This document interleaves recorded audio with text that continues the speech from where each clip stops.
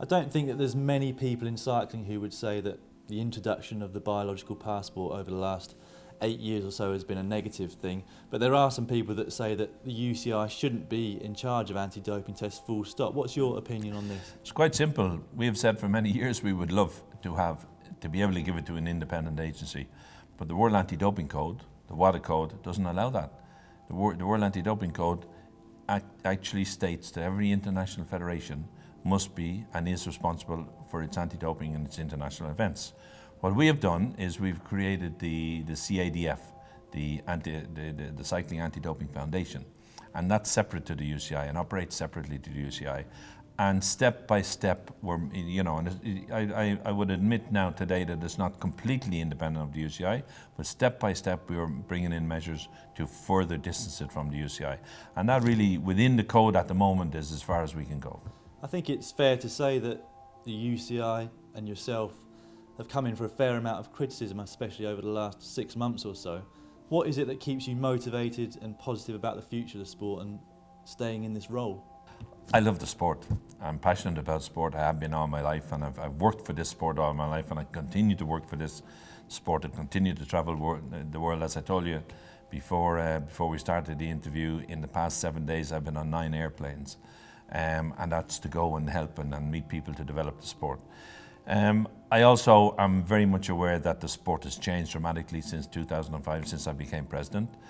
What we're dealing with in the whole Lance Armstrong affair and so forth is activities that took place 10 and 15 years ago, when there was a product around which could not be tested for. And I don't believe that the responsibility is solely on the UCI's shoulders for the fact that those riders weren't, or those athletes weren't caught.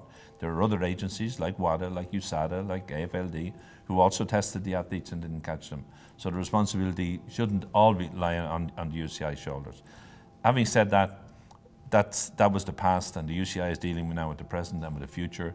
And the peloton today, if you talk to the riders, talk to team officials and so forth, talk to media who are close to it, they all recognise that the peloton has changed and that it's a much fairer sport, cleaner sport, and that's what drives me on. I think the current riders are really crying out for a way to prove to the journalists and to the public in general that they're doing this sport clean, but there's really nothing that hasn't been said by other riders, namely Armstrong, before, which they can say now.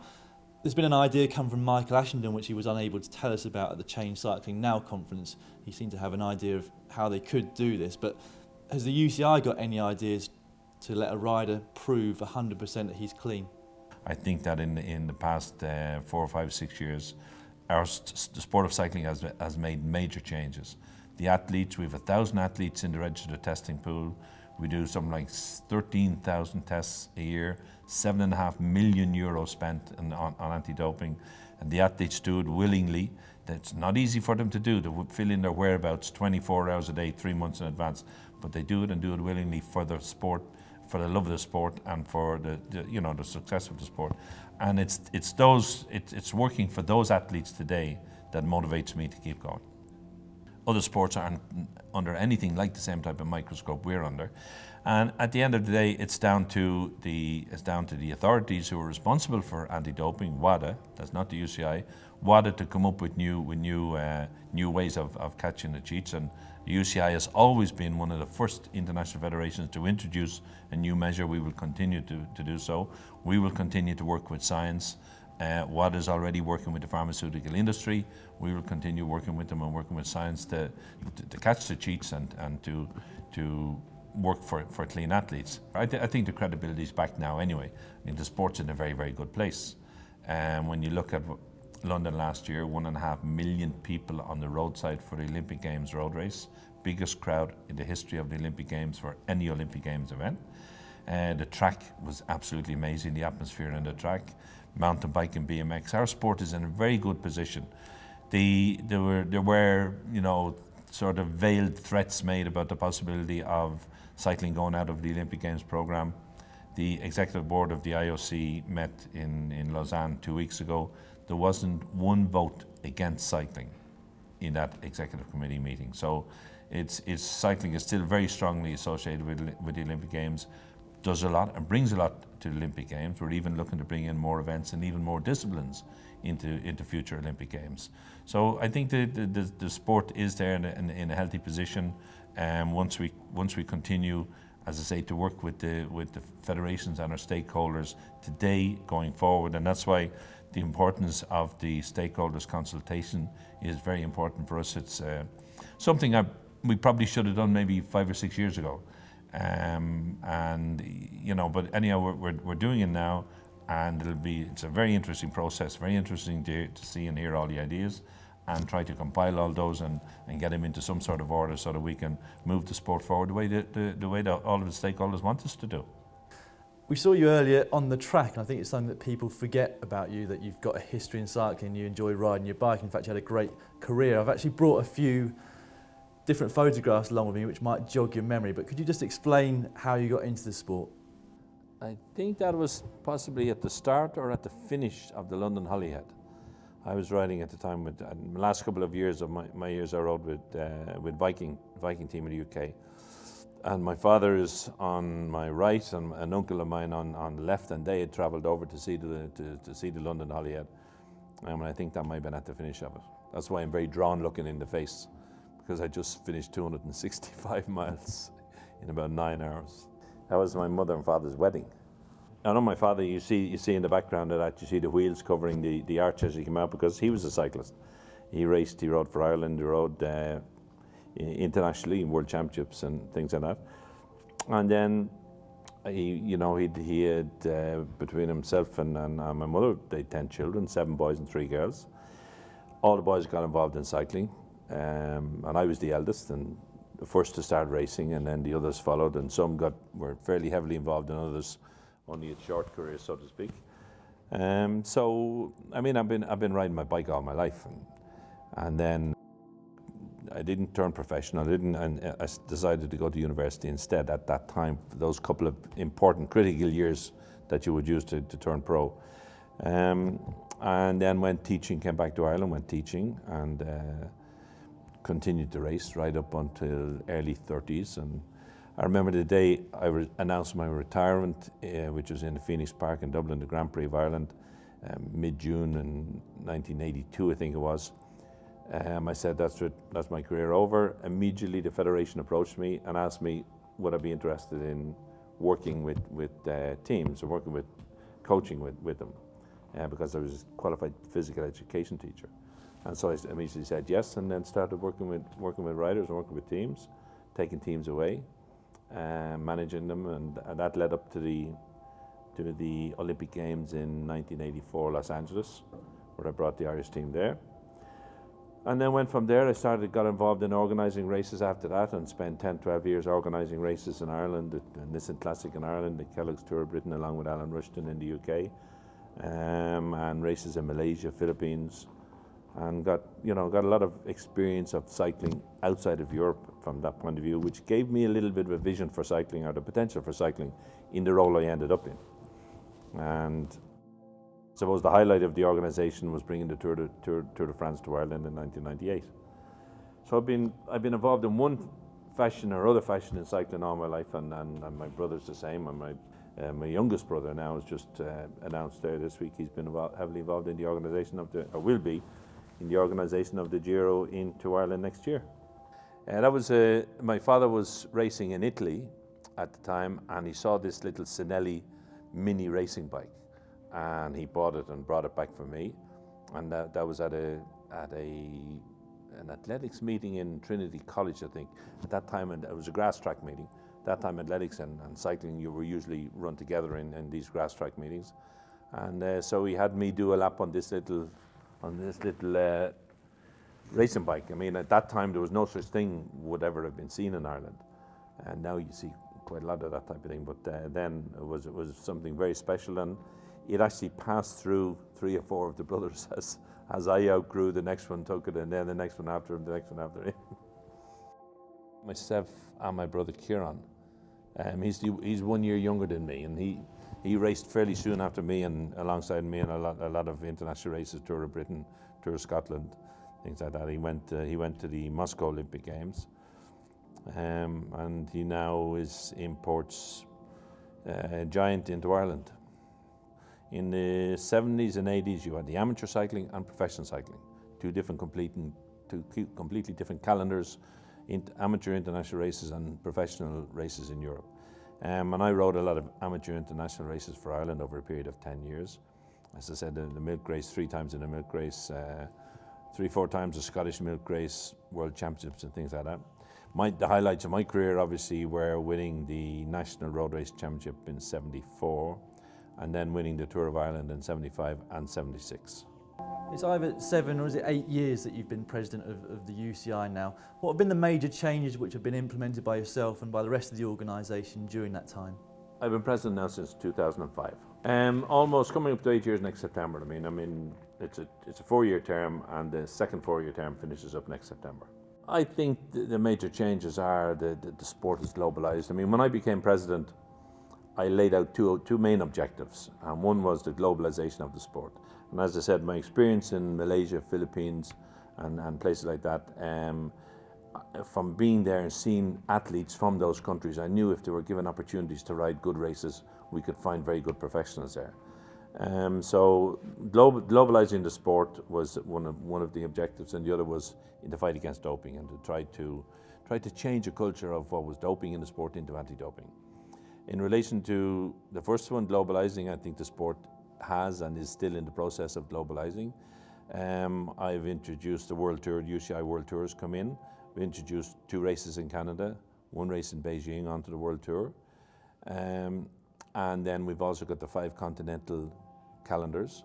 And when I look at it in 2005, for instance, in Africa, there would have been maybe 4 to 5 races, UCI international races in Africa, on the African continent. If you look today, there's 25 or 30.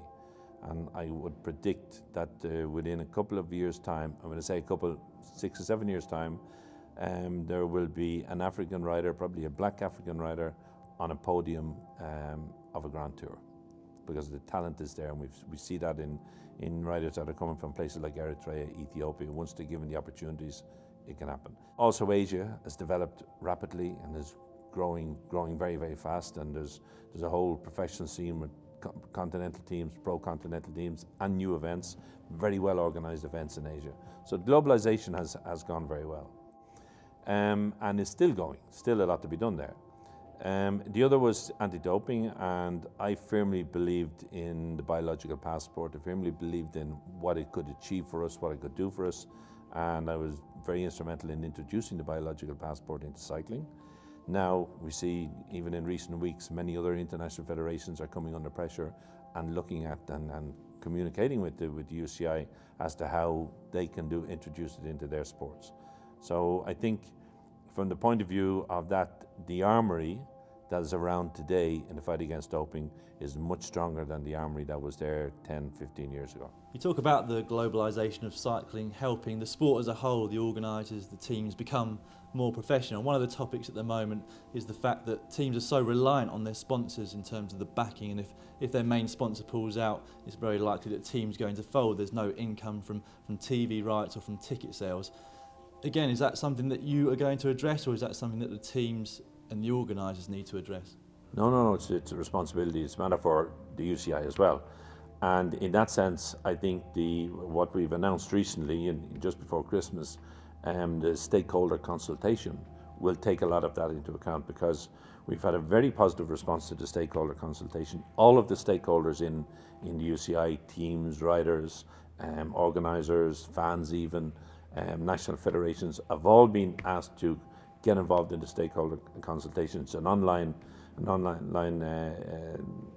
thing, so it's currently going on as we speak, and a lot of those factors will be taken into account there. And I think that we will use a lot of the knowledge that we get from that stakeholders consultation to try to drive the sport in the way forward, the way people think it should be driven forward. But sustainability of teams is a thing which will come in, I've no doubt, as a discussion group when we get down to working groups discussing all of the ideas that come forward, and we'll see what ideas come forward in terms of sustainability. At the moment, a lot of teams are the sponsors come and go, so we need more security for sponsors, and indeed we need a more global world tour. And with a global world tour, that does mean new events in new places. But that doesn't say, and a lot of people get afraid when they hear me mention, or the UCI mention something like that. They say, well, what about all the historic races and the tradition of our sport? We cannot afford to, nor we have no intention of neglecting that history, neglecting the heritage of cycling. But what we want to do is add new events to that heritage that can benefit the sport and benefit the development of the sport and benefit the professionalization of the sport, and finish up with a much better television product than we have at the moment.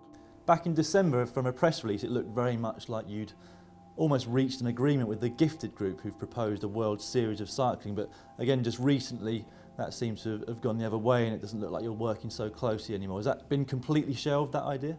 No, I wouldn't say it's disappeared from the agenda of the UCI. No, I mean, when we announced the stakeholders consultation, a lot of the factors that were under discussion there with these people are part of the agenda of the stakeholders consultation. So it seemed a better idea to wait until that is concluded and wait until we see the ideas that come out of that we can then move forward with investors, if that's the direction we want to go, to improve the sport. And we're prepared to talk to anybody who's prepared to come in and assist us to professionalize and bring the sport forward. So it's certainly not been shelved, or certainly not dead. We're prepared, and the discussions will be ongoing during the year, I'm sure. Another thing which has happened, or seemed to have happened recently, is that these World Tour points have become so valuable to teams that some of the riders, domestiques as they're called, who work for others in the team, I don't include myself in this, I'm not bitter at all, and I'm very happy working at the Global Cycling Network. But is there anything in place that might help these riders that completely put themselves at the service of the team leaders, but sometimes can be left out and without a contract at the end of a year? Yes, no, the point number one, again, I bring it back to the stakeholders consultation, and the point system will be addressed there. But also, people need to understand that when we brought in that, everybody in cycling agrees we don't want a closed league.